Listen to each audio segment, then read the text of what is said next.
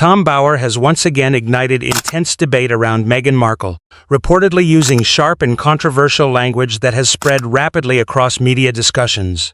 Some commentators claim his remarks have been interpreted as calling her a 54-year-old granny, a phrase that has triggered widespread reaction and renewed scrutiny of the ongoing tension between the Sussexes and royal commentators. For a figure like Meghan Markle, who has spent years carefully shaping an image as a modern, elegant Duchess and global humanitarian voice, this kind of commentary is not just a passing insult in the public arena, it becomes part of a much larger cultural confrontation. Supporters view her as a symbol of reinvention and independence, while critics argue that her public image has been heavily managed and strategically constructed. Bower, a veteran biographer known for his hard-hitting investigative style, has built a reputation around challenging powerful public figures and exposing what he believes are contradictions between image and reality. In discussions surrounding his work, he is often portrayed as relentless, persistent, and uncompromising in his approach to storytelling.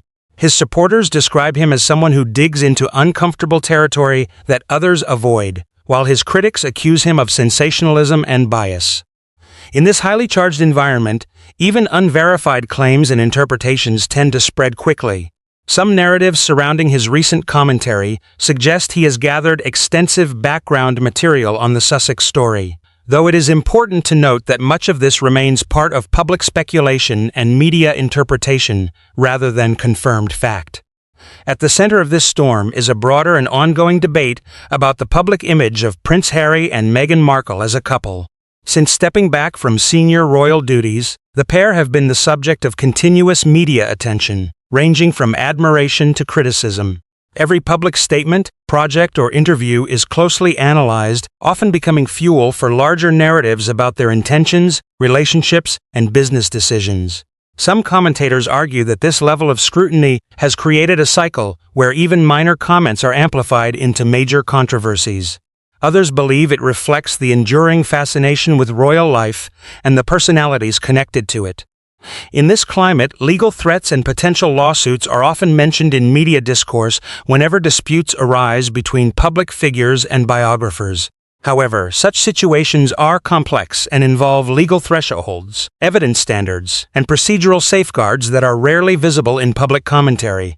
One aspect frequently discussed in these scenarios is the discovery process in legal cases, where communications and records may be reviewed as part of litigation. While this is a standard legal mechanism, it is often dramatized in popular narratives as something far more explosive than it typically is in practice. What makes this story particularly compelling to audiences is not just the individuals involved, but the contrast between public image and private perception. Over the years, Meghan's transformation from actress to duchess to independent media figure has been widely documented and debated. Each stage of her journey has attracted both strong support and strong criticism, creating a deeply divided public narrative around her identity and intentions. As commentary intensifies, older parts of her life and career are often revisited in media discussions, sometimes through speculative or unverified lenses.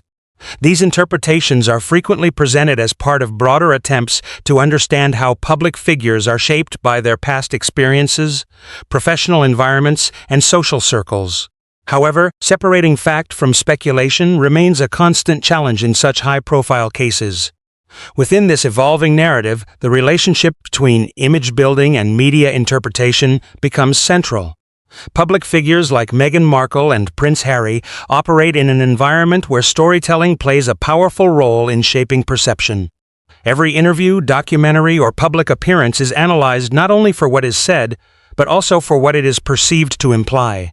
This is the backdrop against which the current wave of commentary is unfolding. A landscape where biography, journalism, opinion, and speculation often blur together. And as the conversation continues to expand, it becomes increasingly difficult to draw a clear line between documented fact and narrative interpretation. Before this wave of controversy and commentary reached its current intensity, much of the discussion surrounding Meghan Markle traces back to her early years in Hollywood, a period that continues to be heavily reinterpreted, reanalyzed, and often speculated about in media narratives. Long before her marriage into the British royal family or her global recognition, Meghan Markle was building her career in a highly competitive entertainment industry. Like many aspiring actors in Los Angeles, she navigated auditions, minor roles, and gradual career progression before eventually achieving wider visibility through television projects such as Suits. For supporters, this period represents the story of persistence, discipline, and ambition in a demanding industry. For critics, however, it has become a foundation for broader theories about networking, image building, and social positioning. Over time, various authors and commentators, most notably biographer Tom Bauer in Public Discourse, have suggested alternative interpretations of this phase of her life. These interpretations often center on claims of elite social networking and high society connections in Hollywood and Europe. It is important to note that many of these claims remain unverified or contested, and they exist largely within the realm of commentary, biography, and media speculation rather than established fact. Among the most controversial narratives circulating online are what some tabloids and commentators have labeled yacht girl allegations. This phrase is widely used in sensational media environments to describe women allegedly participating in elite social circles involving wealthy and influential individuals, often in luxury travel settings. These stories are frequently presented without verifiable evidence and are heavily debated in terms of credibility and intent. In these narratives, Meghan Markle is sometimes portrayed by critics as having been present in elite social environments before her royal relationship. However, supporters and many neutral observers argue that such interpretations often rely on assumptions, exaggerations, or unverified associations rather than documented proof. As with many public figures who enter global prominence, her past has become a subject of retrospective scrutiny, where ordinary social interactions are sometimes reframed as evidence of strategic intent. Discussions in online spaces have also linked various high-profile social scenes in Europe and Los Angeles to broader conspiracy-style interpretations involving celebrities, royals, and wealthy elites. However, these narratives often blend confirmed facts, rumors, and speculation in ways that make clear distinctions difficult for audiences. What is consistent across most accounts, regardless of perspective, is that Meghan Markle moved through environments where ambition, image, and opportunity were central elements of professional life. Like many actors and public figures, she was part of social and industry networks where relationships can influence career direction, visibility, and access to opportunities. This reality, while not unique to her, becomes amplified when viewed through the lens of later fame and royal association.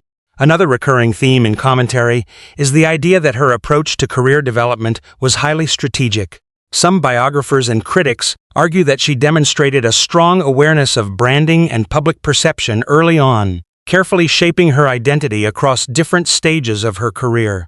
Supporters, on the other hand, describe this simply as professionalism, an understanding of how modern media industries require self-presentation and personal branding. As these narratives evolved, attention increasingly shifted toward her eventual entry into the orbit of the British royal family. The story of how Meghan Markle and Prince Harry met has been widely circulated in interviews and media coverage as a modern blind date arranged through mutual connections. However, over time, alternative interpretations and speculative retellings have emerged, suggesting different motivations, levels of premeditation, or psychological dynamics behind their relationship. These interpretations often reflect broader public fascination with royal relationships, where personal stories become global cultural events. In such environments, even ordinary details, such as initial meetings, early conversations, or shared interests, are frequently elevated into symbolic meaning. A key element in this ongoing discussion is the perception of intention. Critics often attempt to reconstruct timelines and motivations, suggesting that personal relationships may have been influenced by ambition or long-term planning. Meanwhile, supporters emphasize emotional connection, privacy, and the difficulty of sustaining authentic relationships under extreme public scrutiny. As a result, the narrative surrounding Meghan Markle's early life and transition into royal proximity has become a layered and contested space. It is shaped not only by verified public records and interviews, but also by commentary, interpretation, and evolving media storytelling. And as these competing versions continue to circulate, they contribute to a larger and ongoing cultural debate about fame, authenticity, and the way modern public figures are constructed in the digital age. As the public narrative surrounding Meghan Markle continued to evolve, attention increasingly shifted toward her relationship with Prince Harry, a partnership that quickly became one of the most discussed modern royal unions in the world. From the outside, their connection was often presented as a modern fairy tale. Two individuals from very different worlds brought together through mutual acquaintances and shared values. Early media coverage emphasized spontaneity, emotional compatibility, and the idea of an unexpected but powerful bond forming away from traditional royal expectations. This version of events helped shape a global perception of a romance rooted in authenticity and personal connection. However, as public scrutiny intensified over time, alternative interpretations began circulating across media commentary, biographies, and online discussions. Some critics and authors have argued that their relationship should also be examined through the lens of timing, media awareness, and personal branding in the digital era. These interpretations suggest that modern high-profile relationships are rarely insulated from public perception and are often influenced, directly or indirectly, by awareness of image, audience, and long-term visibility. Within these debates, Meghan Markle is sometimes portrayed by critics as highly strategic in her understanding of media narratives and public engagement. Supporters, however, counter this by pointing out that navigating intense global attention requires careful communication and awareness, especially for individuals entering one of the most scrutinized institutions in the world. In this view, what some interpret as strategy can also be understood as adaptation to extraordinary public pressure. As the couple's visibility increased, so did the level of analysis applied to their personal story. Every interview, appearance, and documentary segment became subject to close examination, with audiences attempting to interpret meaning not only from words, but also from tone, timing, and presentation. This has contributed to a media environment where narrative certainty is often replaced by competing interpretations. Another recurring theme in public discussion is the idea of psychological compatibility and emotional dynamics within high-pressure relationships. Commentators frequently analyze the ways in which shared experiences, such as media scrutiny, institutional pressure, and public criticism, can either strengthen a bond or create additional strain. In the case of Meghan Markle and Prince Harry, both perspectives have been widely argued, depending on the source and viewpoint. Over time, this scrutiny has extended beyond their relationship itself and into broader interpretations of intent, identity, and transformation. Critics often revisit earlier stages of their public journey, attempting to construct narratives that explain later decisions through retrospective analysis. Supporters, meanwhile, emphasize the importance of respecting personal agency and acknowledging the complexity of living under constant global attention. As these discussions intensified, attention also turned toward their life after stepping back from senior royal duties. Their move away from traditional royal responsibilities was widely framed as a turning point, not only in their personal lives but also in the broader relationship between the monarchy and modern media culture. This transition opened new opportunities for independent projects, media deals, and public-facing initiatives, while also exposing them to a different kind of public scrutiny, one centered on commercial success, consistency, and brand identity. With this shift came increased debate about performance versus authenticity in public life. Critics argue that their post-royal ventures reflect a carefully managed media strategy, while supporters view them as an attempt to build independence and redefine purpose outside institutional constraints.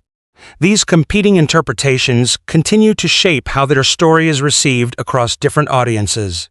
At the same time, online discourse has become an increasingly powerful force in shaping perception. Social media platforms amplify both support and criticism, often distilling complex narratives into short-form commentary, memes, and viral reactions. This environment accelerates the spread of simplified narratives, making it difficult for nuanced perspectives to dominate the conversation.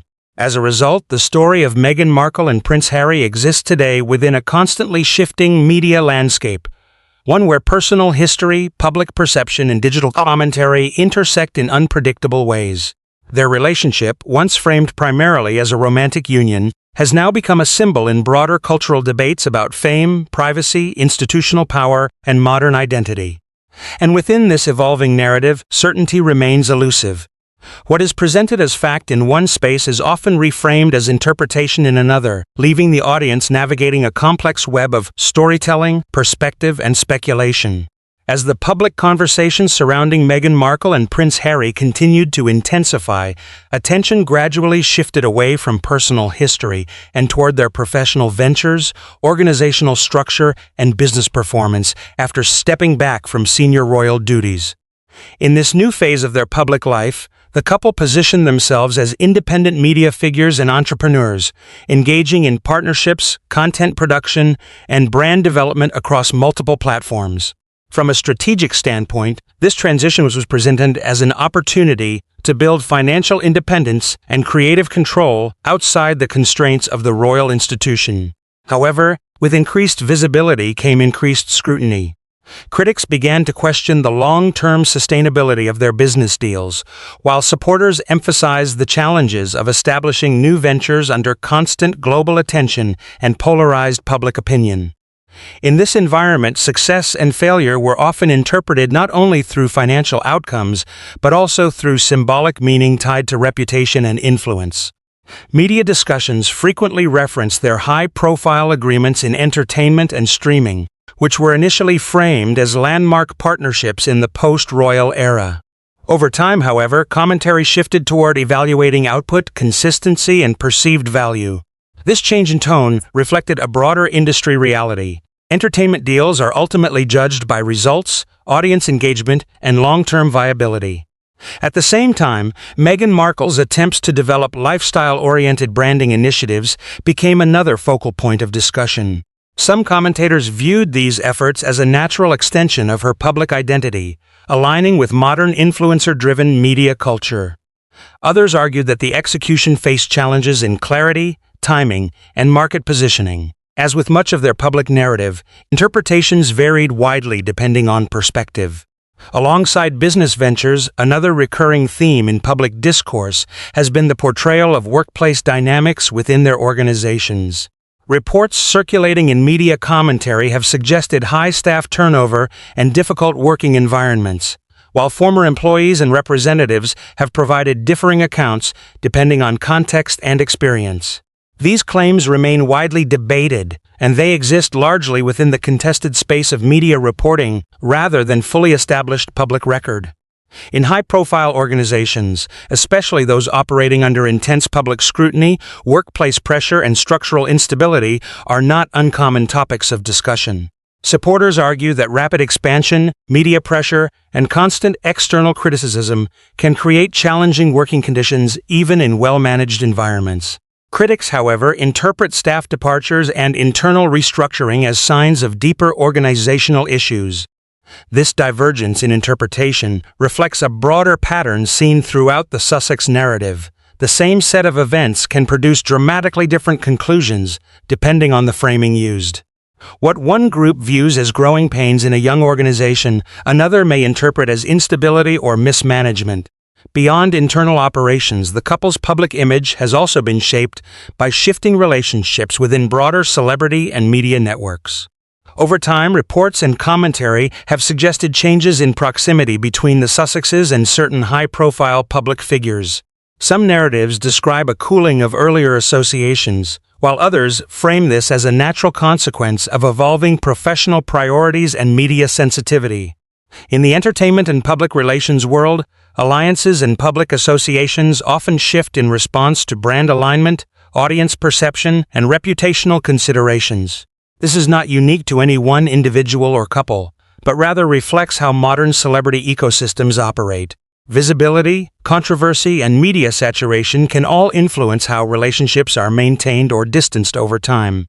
Meanwhile, public discourse around Meghan Markle continues to reflect broader cultural debates about gender, power, race, media framing, and institutional tradition.